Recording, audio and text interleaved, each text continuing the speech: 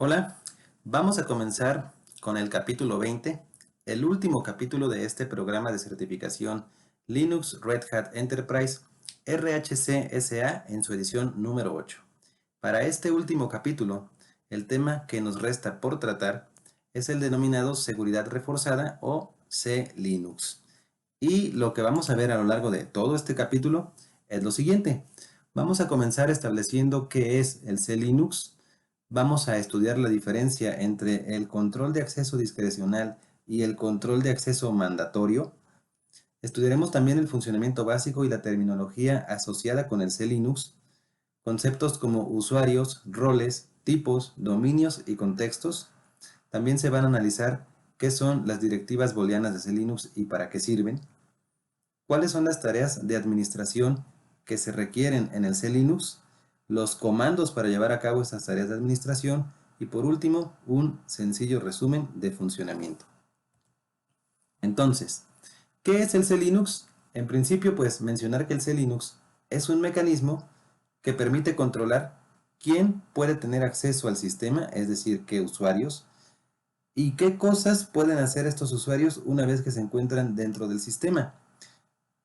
En consecuencia, el objetivo principal del C-Linux es reducir el daño o el impacto ocasionado por un posible acceso no autorizado al sistema, y esto, si lo trasladamos al ámbito de la seguridad de la información, tiene mucho que ver con el análisis y explotación de vulnerabilidades en las aplicaciones o en los sistemas operativos.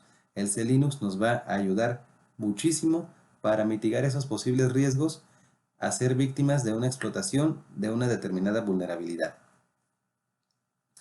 Entonces el C-Linux se considera también como una implementación de la arquitectura conocida como control de acceso mandatorio o también llamada simplemente seguridad MAC, y también forma parte del kernel del sistema operativo, puesto que viene embebido en conjunto con unos módulos de seguridad que se denominan Linux LMS.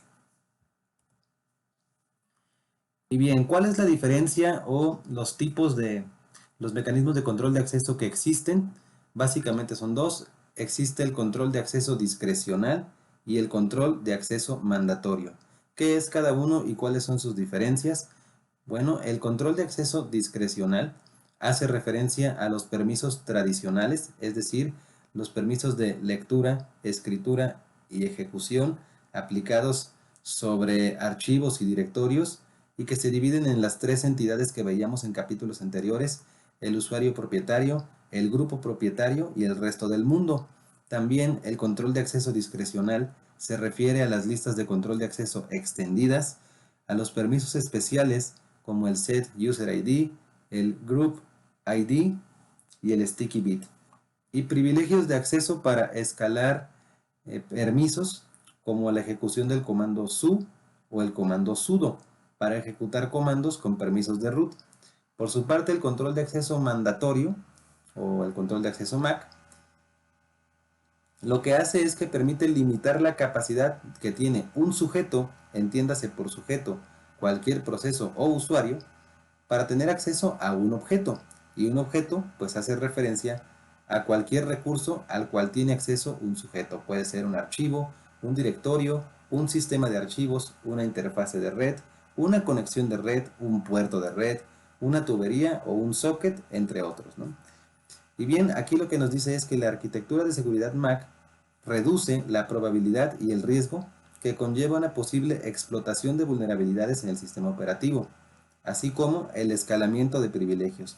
Es lo que les mencionaba por aquí en la lámina anterior, cuando hablábamos de este punto, ¿no? De reducir el impacto o el daño ocasionado por un acceso no autorizado al sistema. Generalmente, cuando se obtiene un acceso no autorizado, una de las cosas que suelen hacer los atacantes es, como prioridad número uno, escalar privilegios. Primero, pues verifican con qué cuenta de usuario lograron obtener acceso y qué nivel de permisos tiene esta cuenta. Si es una cuenta administrativa, pues entonces tendrán un nivel de permisos mayor que si fuese una cuenta estándar. Pero si es una cuenta estándar, que es lo que ocurre por lo general, entonces realizan tareas de post-explotación para tratar de obtener acceso con un nivel de privilegios más elevado, que es lo que se le conoce como escalamiento de privilegios.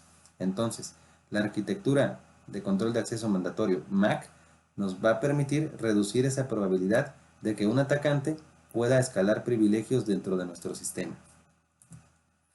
¿Y cuál es el funcionamiento básico entonces del C Linux? Vamos a analizarlo desde esta perspectiva con un sencillo diagrama.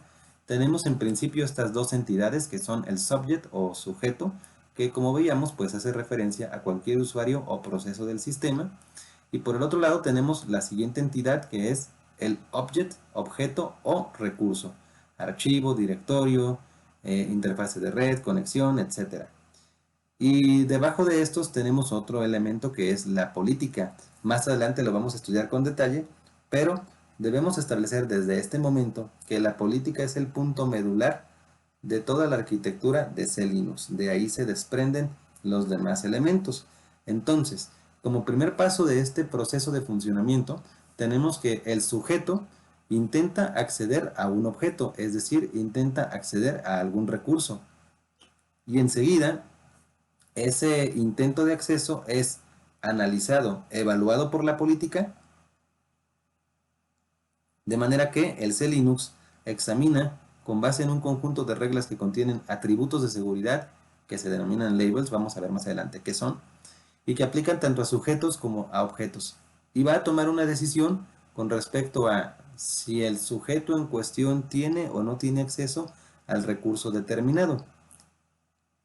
Entonces, este intento de acceso va a ser gestionado y analizado por la política y en función de ese conjunto de reglas que se almacenan en esta política, se va a tomar la decisión de si el sujeto tiene acceso o no al objeto solicitado. Y todo esto viene englobado o se encuentra dentro dentro de lo que se conoce como un contexto. De manera que el contexto va a almacenar todos los atributos de la política de seguridad. Ahora, una vez que se analizó el funcionamiento básico y algunos conceptos previos sobre C Linux, vamos a comenzar con el estudio de la terminología asociada al C Linux. Y el primer concepto, el primer término que vamos a estudiar, se denomina subject o sujeto. Como vimos en láminas anteriores, un sujeto es cualquier usuario o proceso que accede a un recurso o a un objeto. Básicamente el C Linux, ¿de qué manera trabaja? Básicamente lo que hace es que va a mapear los elementos que son propios del C Linux con los elementos del sistema operativo, ¿no? De esta manera, para que se entienda un poco mejor.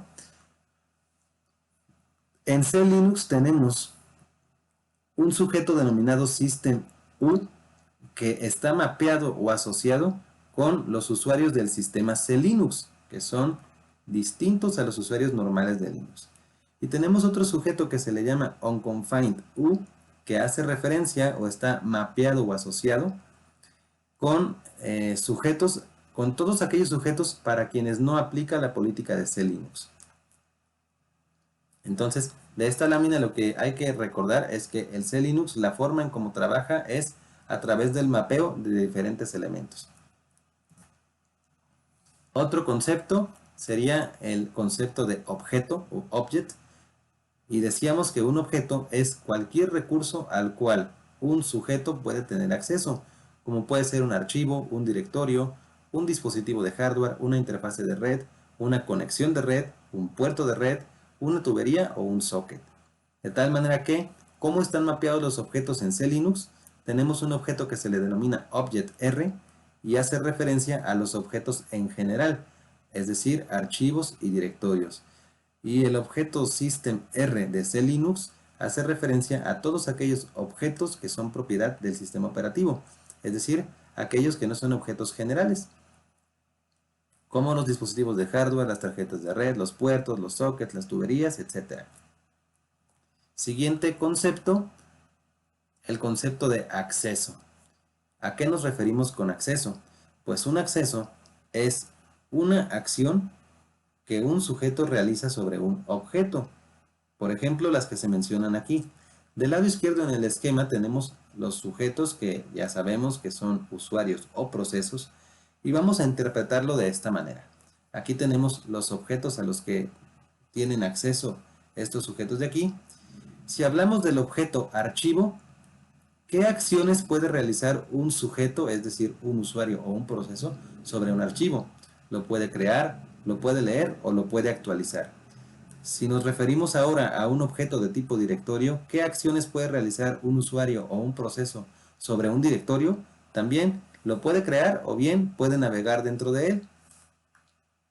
Y si hablamos de un puerto de red o un socket, se puede conectar a un puerto de red para escuchar en un servicio determinado, o bien puede abrir un socket para establecer una conexión, bien sea con una red remota, con un sistema remoto o con un puerto de red en particular. Entonces, esos son los accesos, acciones que puede realizar un sujeto sobre cualquier objeto. Siguiente concepto, este que es muy importante, las políticas de C Linux. Las políticas, en principio, son un conjunto de reglas que van a permitir, que van a determinar si se permite o se deniega cualquiera de estos dos casos de uso, bien sea un intento de acceso de un sujeto a un objeto o bien sea un intento de interacción de un sujeto con otro sujeto. Es decir, es lo que hacemos normalmente cuando utilizamos, por ejemplo, las tuberías para pasarle como entrada a un comando la salida de otro comando. Eso es una, eso es una acción de interacción entre sujetos en el contexto de C Linux. Entonces las políticas son un conjunto de reglas que van a determinar si se permite o se deniega cualquiera de estos dos casos de uso. ¿Y cómo funciona esa política? ¿O en qué consiste? De manera generalizada, el C Linux tiene un conjunto de políticas que están preconfiguradas. Básicamente son pues tres las políticas que están preconfiguradas. La primera de ellas es la política denominada targeted, en la cual cualquier proceso al que le aplique la política se ejecuta en un dominio confinado, en inglés confined domain. Por ejemplo, en este caso se encuentran los servicios de infraestructura como el HTTP, que va a operar en un dominio confinado. Vamos a ver qué es eso del dominio confinado. Es decir, dominio confinado quiere decir que le aplican ciertas reglas de la política que van a limitar su funcionamiento, o sea, no va a haber un control total o un acceso total por defecto hacia ese servicio. Va a estar controlado para que funcione de manera segura. Y en cambio, cualquier eh, servicio al que no se ejecuta dentro de un dominio confinado, pues se va a ejecutar en un dominio no confinado, un confined domain. Y aquí lo que podemos rescatar es que todos los procesos que se ejecutan en un dominio no confinado ya de facto son más vulnerables que aquellos procesos que se ejecutan dentro de un dominio confinado. ¿Por qué? Porque si están en un dominio no confinado, quiere decir que un atacante podría tener acceso a esos procesos y a través de ellos escalar privilegios dentro del sistema.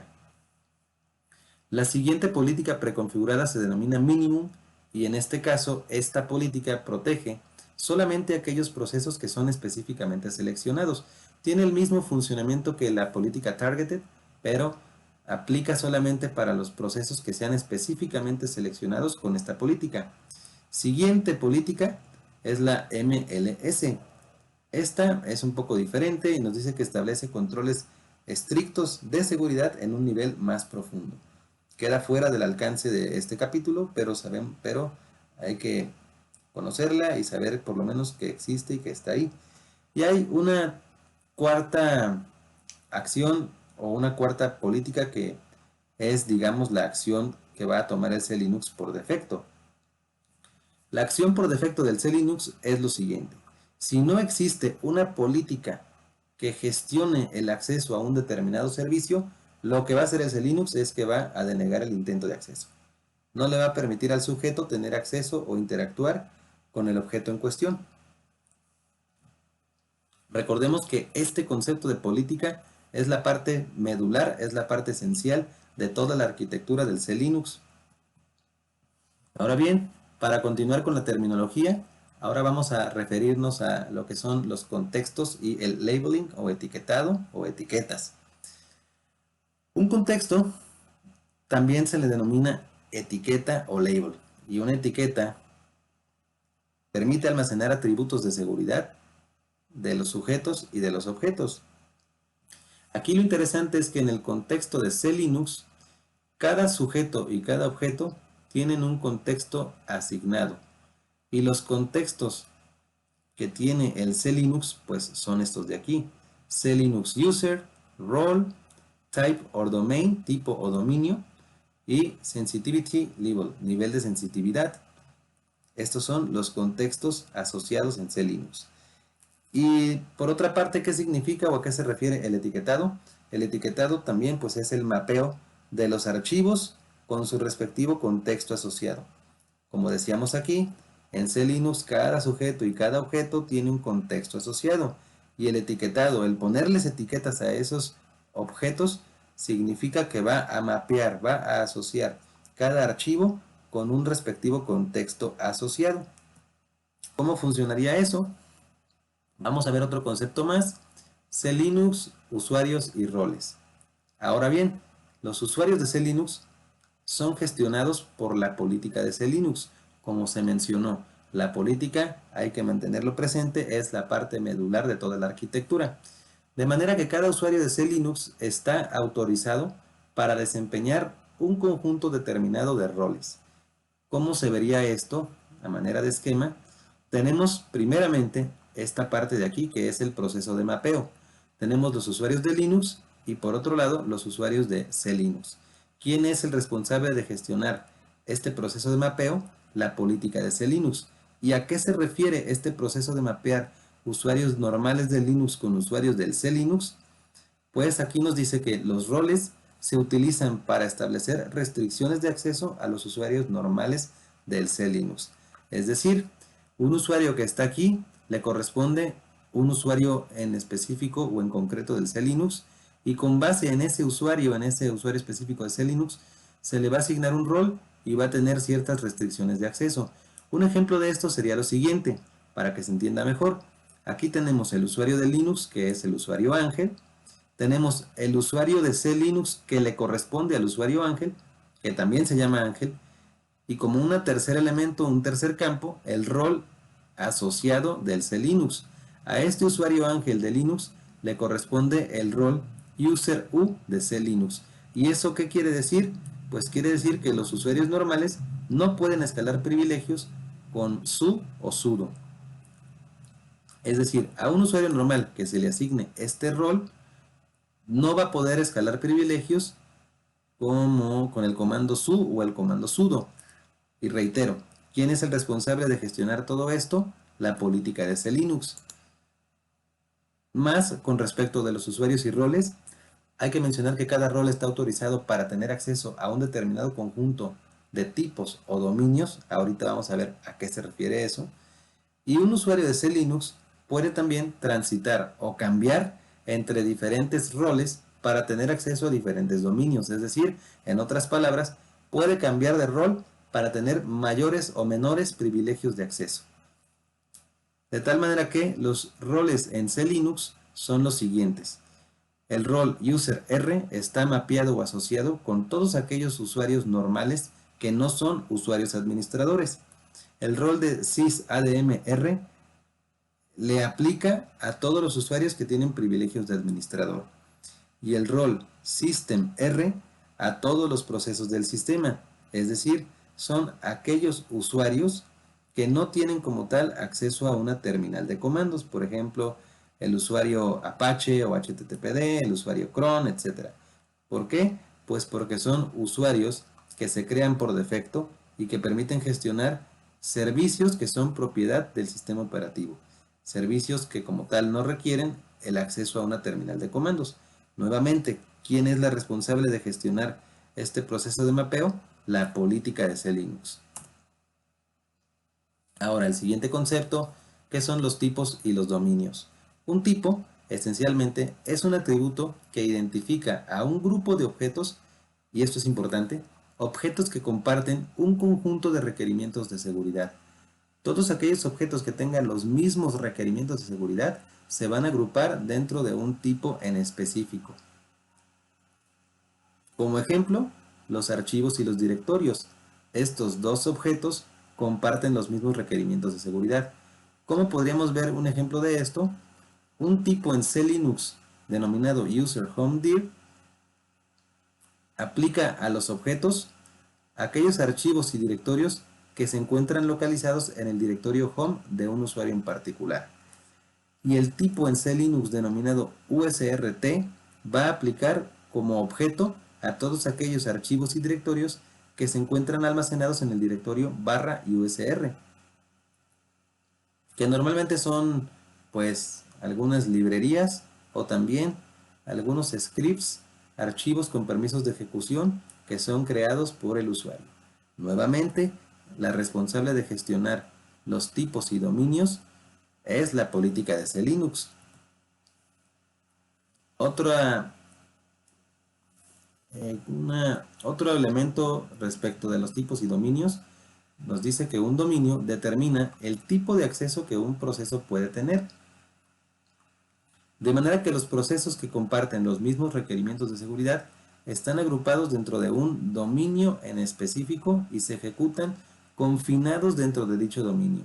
Reitero, al decir confinado significa que va a estar como dentro de una especie como de cajita que va a limitar sus privilegios de acceso. No se va a poder salir de ahí y solamente va a poder ejecutar o hacer aquellas acciones que estén permitidas dentro de ese confinamiento, dentro de esa cajita.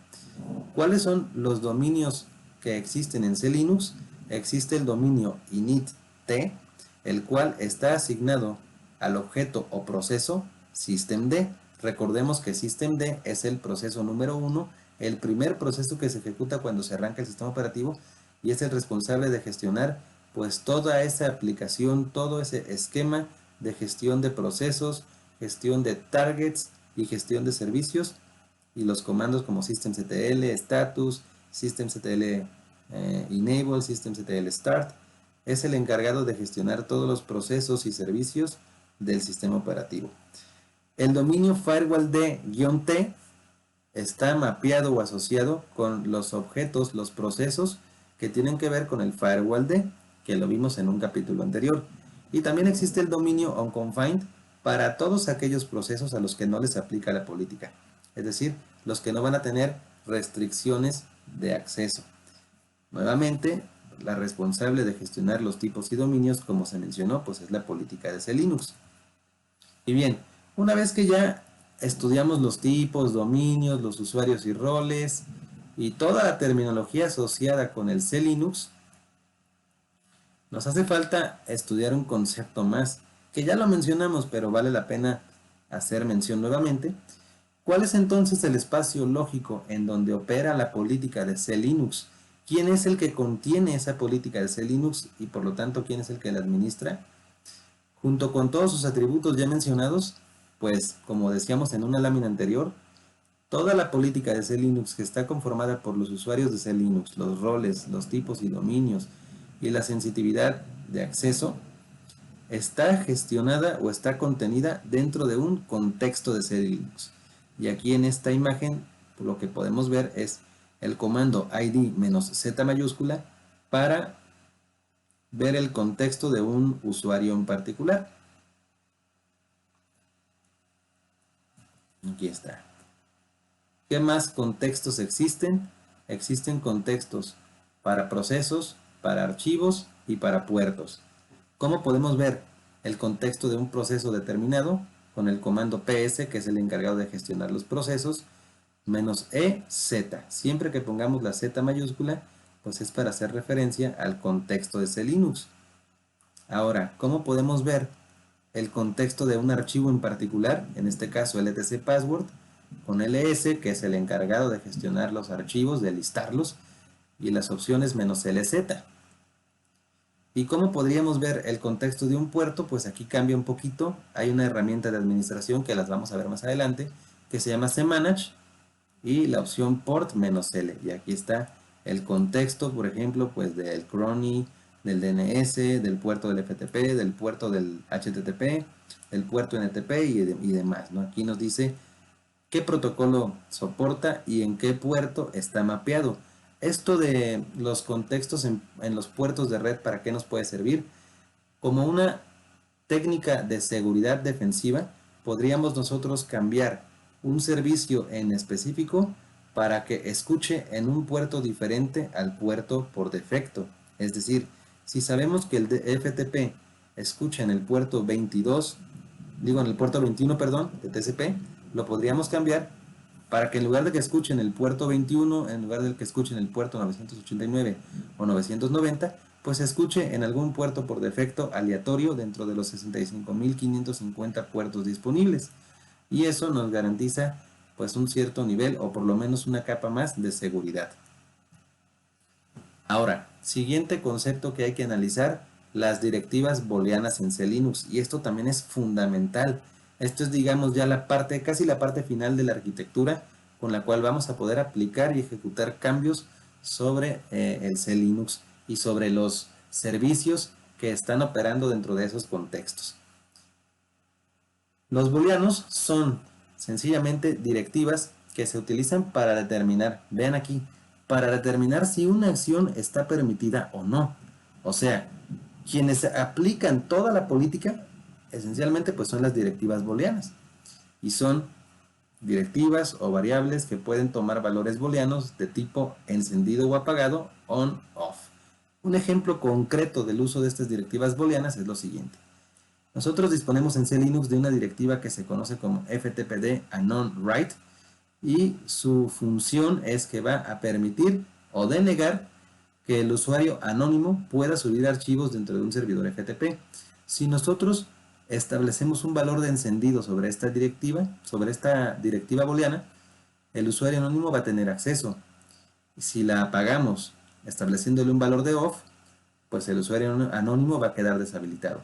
Esto por defecto no es una buena práctica, no se recomienda habilitar este usuario, salvo en entornos de prueba o en entornos donde queremos poner los que se conocen como señuelos o honeypots de seguridad para recibir ataques y analizar la forma en cómo está operando el atacante. Otra cualidad de las directivas booleanas es que cuando establecemos un valor no es necesario reiniciar el servidor ni recompilar la política, porque imagínense si tuviésemos que recompilar toda la política de C Linux, pues eso nos implica un tiempo de demora y un tiempo fuera de servicio.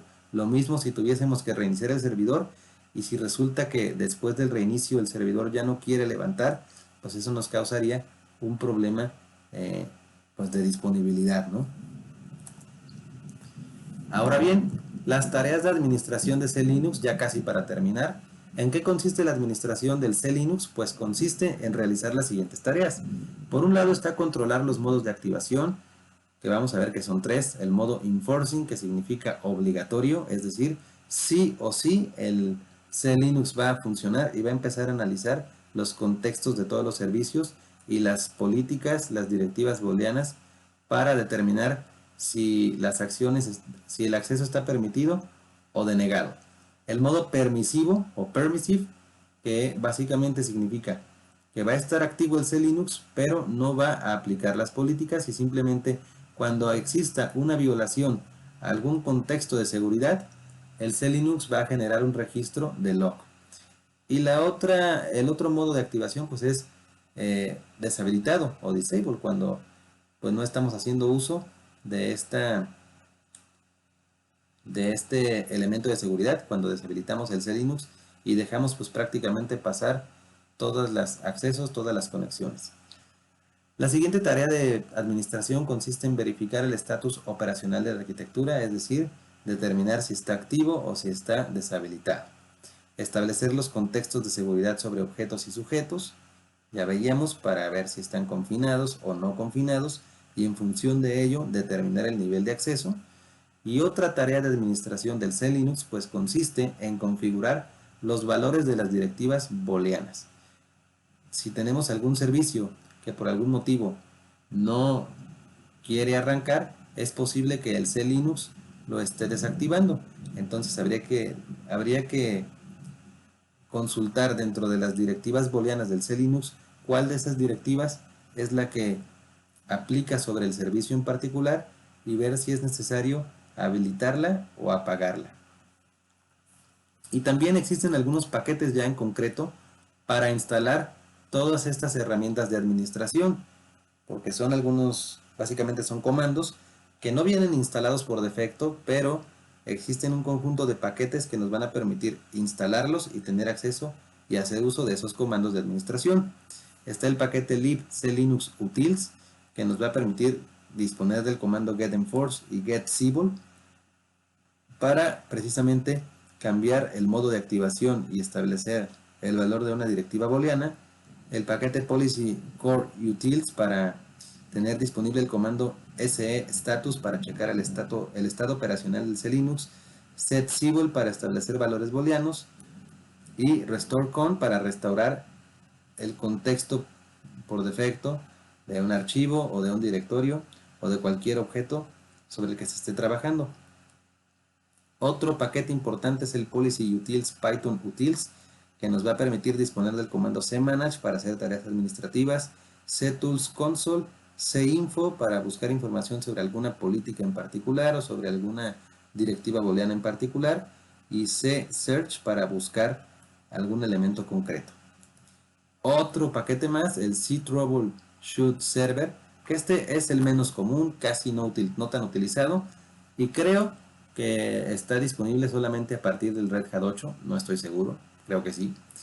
Y este paquete lo que hace es que va a instalar una herramienta gráfica de administración que se denomina C-Linux Alert Browser y que nos permite visualizar alertas y depurar errores. Ya para terminar con esta presentación, o bueno, casi, aquí están algunos de los comandos de administración organizados de acuerdo a sus categorías para gestionar los modos de funcionamiento, para gestionar los contextos, para gestionar la política, para gestionar las directivas booleanas y para realizar resolución de problemas. Y ahora sí, ya para terminar con esta presentación, un resumen de todo lo que hemos mencionado, a manera de como síntesis, digamos, cómo funciona el C-Linux de manera general. Lo primero es que tenemos esta entidad de aquí que es un sujeto, por ejemplo, un proceso, aunque sabemos también que puede ser un usuario. Este sujeto lo que hace es que va a solicitar una acción, por ejemplo, una operación de lectura sobre algún objeto que puede ser un directorio o un archivo. ¿Qué es lo que sucede a continuación después de que el sujeto lanza su solicitud? Esta solicitud va a ser analizada por nuestro servidor que contiene el C-Linux. El C-Linux va a ir a consultar su base de datos de políticas y en función de las reglas que obtenga de esta base de datos de políticas va a tomar la decisión de permitir el acceso o de negarlo, y en caso de que lo permita, pues simplemente lo que sucede es que el sujeto va a tener acceso al objeto solicitado, y en caso de que lo deniegue, lo que va a hacer el C-Linux es que va a generar un mensaje o va a registrar en una bitácora que se denomina AVC o Access Vector Cache, va a generar un registro, un mensaje de que esa acción se denegó.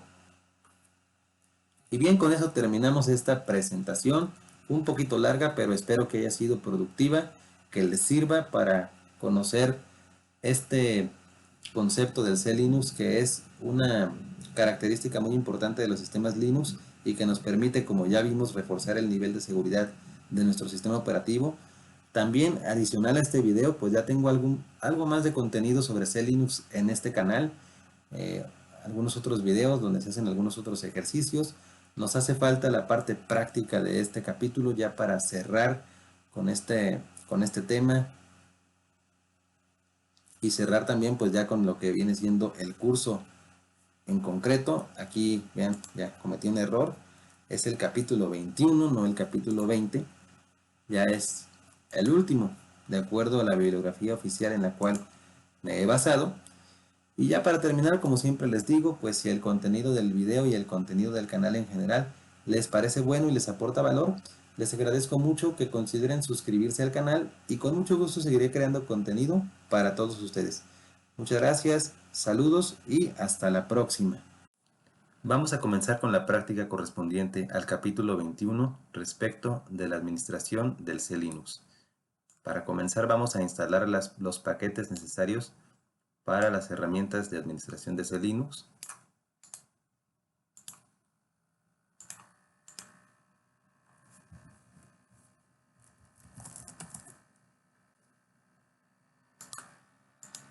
Aquí está, voy a dejar el comando así.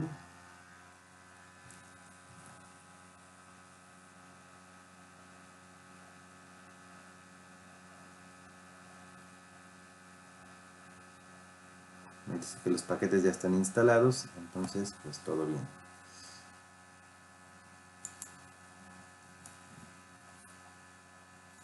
Ahora vamos a modificar el contexto de ese Linux.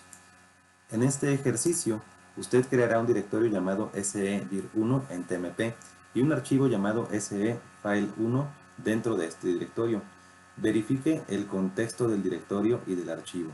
Proceda a cambiar el user de ese Linux y el tipo por user_u para el caso del usuario y public content t para el caso del tipo. En ambos casos verifique los cambios realizados. Entonces vamos a crear la jerarquía, nos dirigimos al directorio tmp y creamos este directorio.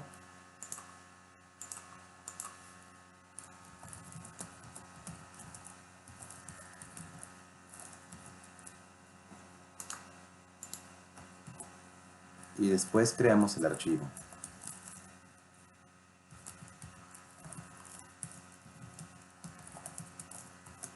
Correcto, ahí ya está. Ahora, determine el contexto del nuevo directorio y del nuevo archivo. Utilizamos este comando para el directorio. ls-ld z mayúscula. La z mayúscula es para indicar que queremos listar el contexto y el nombre del directorio. Y aquí, en este contexto, lo que nos va a interesar es lo siguiente. Aquí vemos que el usuario está como onConfined y el tipo es usertmp-t. Estos dos valores son los que vamos a modificar. Si hacemos lo mismo, menos lz de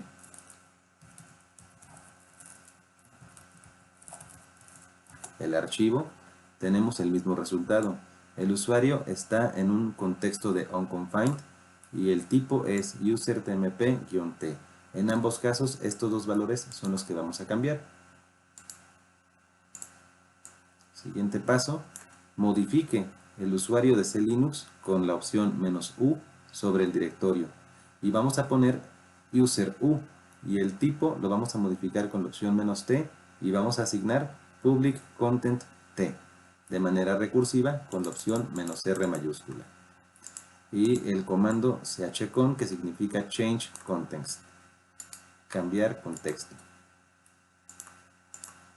Esta es la instrucción. Nos dice que se ha cambiado el contexto de seguridad del archivo y del directorio. Y ahora lo que vamos a hacer es simplemente validar el nuevo contexto, listando el contexto del directorio. Ahí está. Ahora nos dice que el usuario es user_u y el tipo es public content t. Con eso verificamos que los cambios han surtido efecto. Vamos entonces al siguiente ejercicio. Ahora nos dice agregue y aplique un file context. En este ejercicio, usted agregará el contexto actual sobre sedir1 en la base de datos de la política de ese Linux para asegurarse de que un proceso de reetiquetado no va a regresar al directorio a su contexto anterior. Posteriormente, va a cambiar el contexto del directorio por algunos valores aleatorios y, por último, debe restaurar el contexto por defecto de manera recursiva a partir de la información almacenada en la base de datos. Primero vamos a determinar el contexto actual, esto ya lo hicimos en el paso anterior, y ahora, como paso número 2, nos dice agrega el directorio de manera recursiva a la base de datos de políticas de ese Linux, utilizando la herramienta cmanage y el subcomando fcontext. Entonces la instrucción es la siguiente.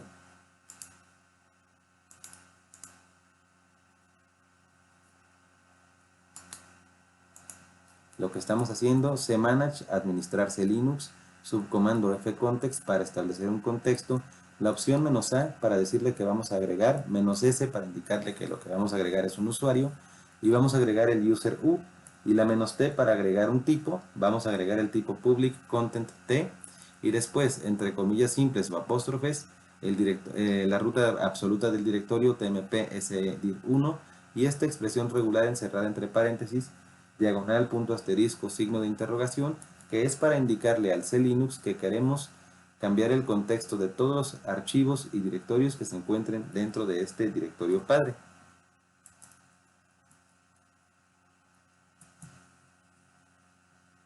Va a tomar un momento.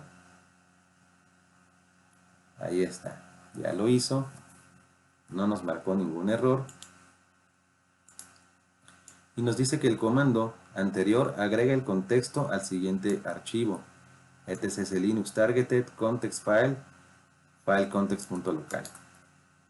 Vamos a ver su contenido, haciéndole un cat. Y aquí está, ¿no? Esto es lo que acaba de agregar. Ahí está el contexto agregado en este archivo, que es el que corresponde a la base de datos. Ahora, valide el contexto agregado con la opción "-l" y la opción C mayúscula, "-l" para listar y C mayúscula para indicarle que es un contexto, en la base de datos de políticas del CManage, en la base de datos de políticas del C Linux.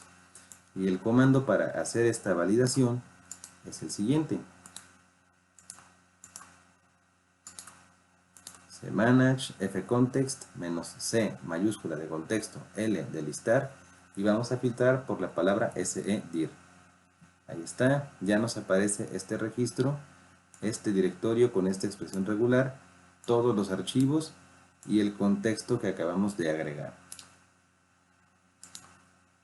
Ahora nos dice, cambie el contexto actual sobre sedir1 por alguno aleatorio, por ejemplo, staff u para el usuario y etct para el tipo. Y para ello vamos a utilizar el comando chcon change context. Esta es la instrucción.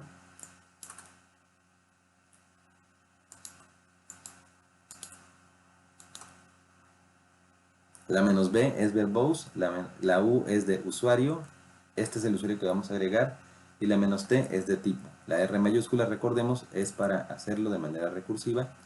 Aquí nos dice que ya se cambió el contexto de seguridad, tanto para el archivo como para el directorio. ¿Qué es lo siguiente que vamos a hacer? Pues vamos a confirmar dichos cambios. Nuevamente listamos el contexto tanto del directorio como del archivo.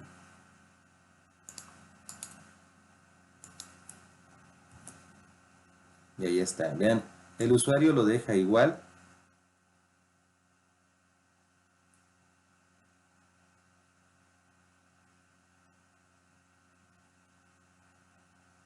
Aquí está, ya nos cambió el usuario, staff u, y el tipo ya nos lo cambió, etc t. En ambos casos realizó la misma acción. Aquí está y aquí está. Bien. Lo siguiente es, restaure el contexto del directorio sedir de manera recursiva de tal modo, tal como está almacenado en la base de datos de políticas a través de restorecon.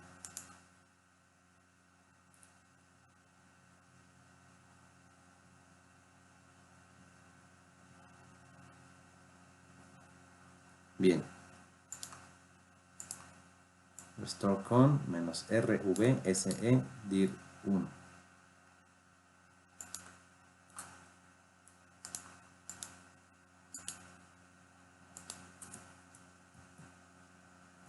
Nos dice reetiquetado de staff u por staff u, y aquí reetiquetado. Estamos leyendo esta parte. Nos dice reetiquetado tmp sedir1 de staff u para el usuario y etct para el tipo.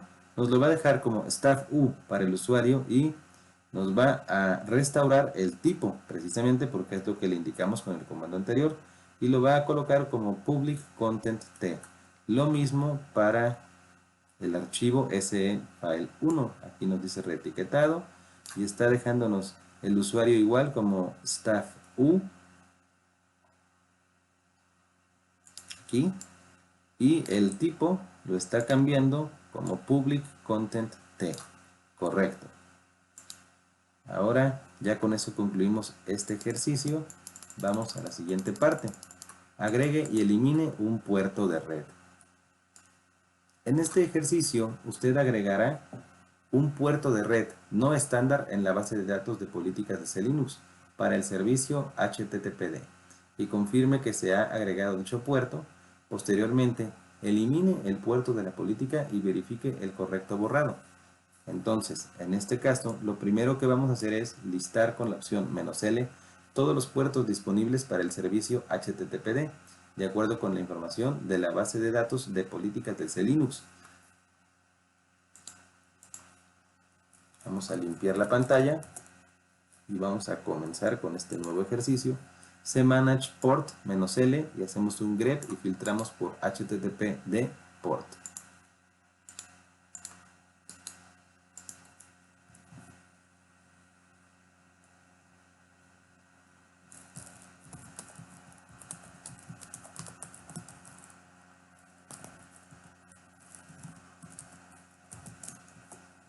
Está activo y corriendo, no nos mostró nada.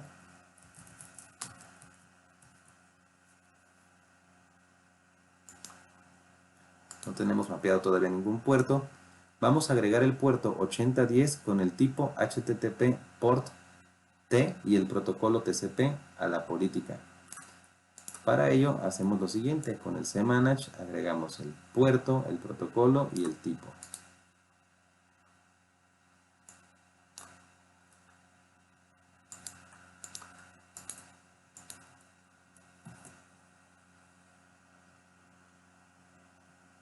Ahí está, ya se agregó. Vamos a confirmar que se agregó correctamente el puerto. Nuevamente volvemos a listar. Y ahora sí nos tiene que devolver una respuesta. No como en el caso anterior que no nos devolvió nada. Ahí está. Tenemos los puertos 8010, 80, 81, 443 y todos estos además, ¿no? Correcto. Ahora, elimine el puerto 8010 de la política y confirme los cambios. ¿Cómo lo eliminamos? Con cmanage port "-D de delete, protocolo TCP y el puerto 8010.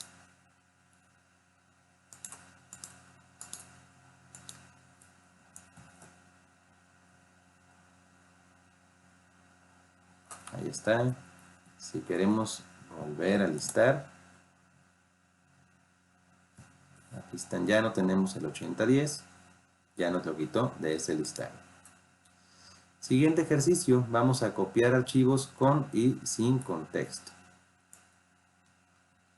Y lo que nos dice es, en este ejercicio usted creará un archivo llamado SE file2 dentro de TMP. Muestre su contexto y proceda a copiar este archivo al directorio etc default. Observe el cambio de contexto, después elimine el archivo SE file2 de etc default y cópielo nuevamente hacia el destino original. Asegúrese de que el archivo recibe el mismo contexto de origen. Vamos a crear SE file2 en TMP.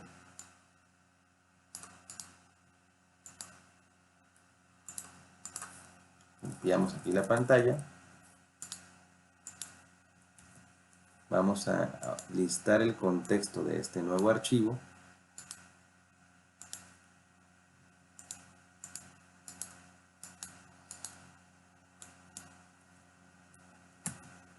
Ahí está, está igual como usuario onConfined y como tipo usertmp-t.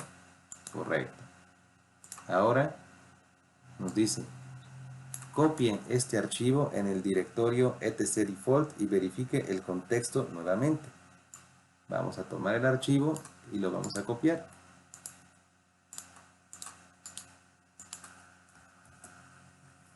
Ahí está. Validamos su contexto.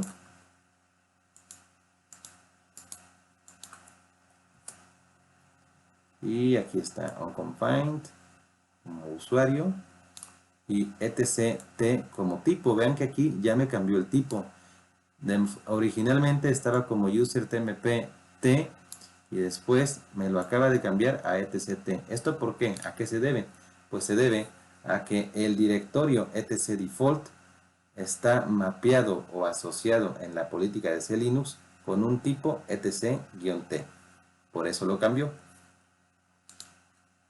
Ahora elimine el archivo del directorio etc default y cópielo de nuevo al directorio original. Pero esta vez utilizamos la opción Preserve Context. Bien, entonces lo vamos a eliminar.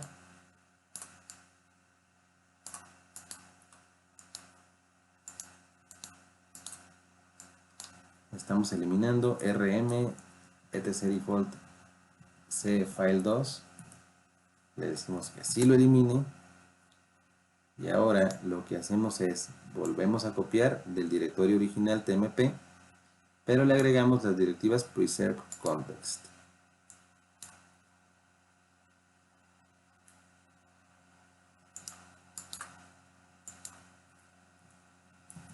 Ahí está. ¿Qué es lo que vamos a hacer a continuación? Pues simplemente listar el contexto de ese archivo nuevamente.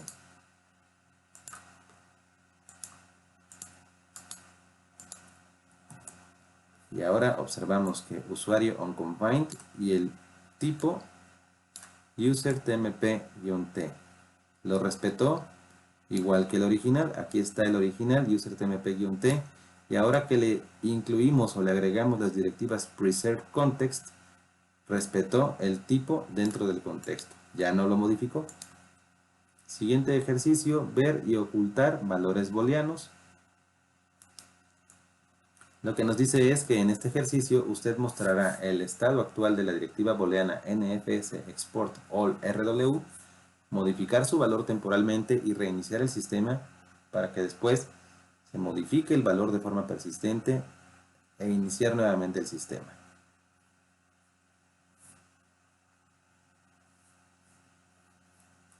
Entonces vamos a mostrar el valor actual de nfs export all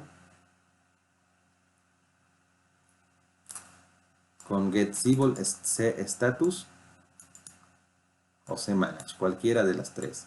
Vamos a ejecutar las tres herramientas para que veamos que nos devuelve el mismo resultado. Y limpiamos, pegar aquí, nos dice que está encendida. Con la herramienta SE status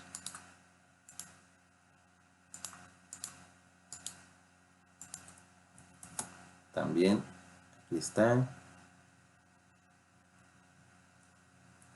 Bueno, no nos dice si está encendida o no, pero sabemos que está encendida. Y con el cmanage boolean-l y un grep. Así aquí nos dice que está encendida.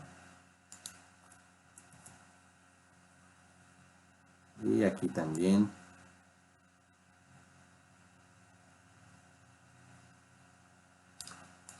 Pues encendida, ¿no? Correcto. Ahora vamos a apagar el valor de la directiva utilizando el comando setSymbol y vamos a colocar off o 0.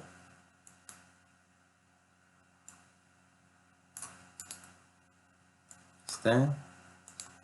Vamos a establecer un valor 0 para que se encuentre apagada y nuevamente vamos a obtener el valor. A ver qué nos devuelve ahora con getSymbol. Nos dice que se encuentra off.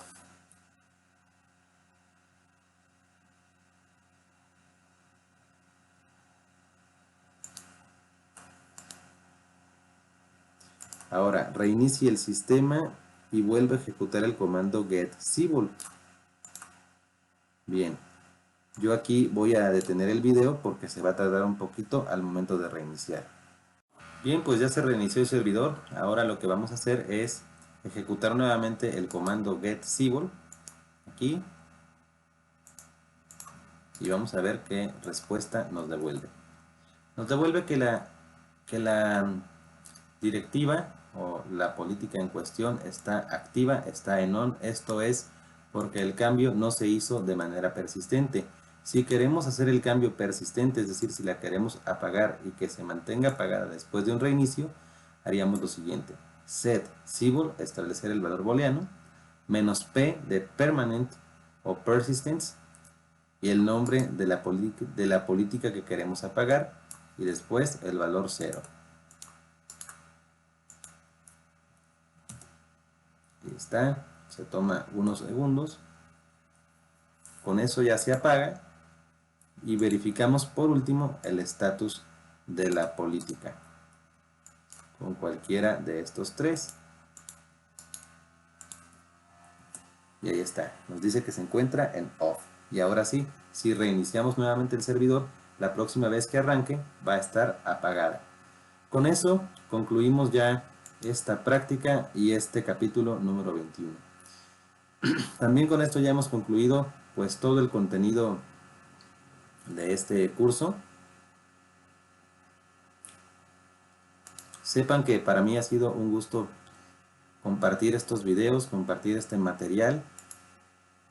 Todavía quedan pendientes algunos temas adicionales que eventualmente los iré grabando, por ejemplo, laboratorios prácticos, que también los sugiere la bibliografía oficial.